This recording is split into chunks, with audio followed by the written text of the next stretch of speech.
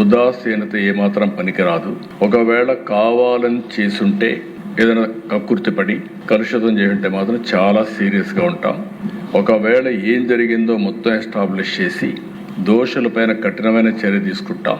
మళ్ళా ఒకసారి విజ్ఞప్తి చేస్తున్న, రాష్ట్రంలో ఉండే ప్రతి ఒక్కరు కూడా కల్తీ చేయడం కానీ, అడల్ట్రేషన్ రావడం కానీ, ప్రజలకు ఇబ్బంది కలిగే విధంగా ఎవ్వరు ప్రవర్తించినా ఈ ప్రభుత్వం ఉదాసీనంగా ఉండదు, చాలా కఠినంగా ఉంటాం.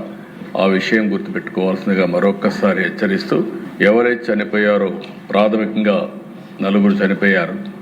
ఆ 4కి ఒక 10 లక్షల రూపాయల చొప్పున ఆర్థిక సహాయం చేస్తూ, అదే సమయంలో ఎవరైతే హాస్పిటల్లో ఉన్నారో వాళ్ళని పూర్తిగా రికవర్ అయ్యే వరకు వారికి ఎంత డబ్బులైనా ఖర్చు అయినా ఆ డబ్బులు కూడా ఖర్చు పెట్టి వారికి పూర్తిగా సహకరిస్తామని చెప్పి మరొకసారి తెలియజేసుకుంటూ, చనిపోయిన కుటుంబాల పట్ల నా ప్రగాఢ సానుభూతి తెలియజేసుకుంటూ, ఆ చనిపోయిన వాళ్ళకి ఆత్మశాంతి కలిగాలని భగవంతుని ప్రార్థిస్తూ సెలవు తీసుకుంటాను.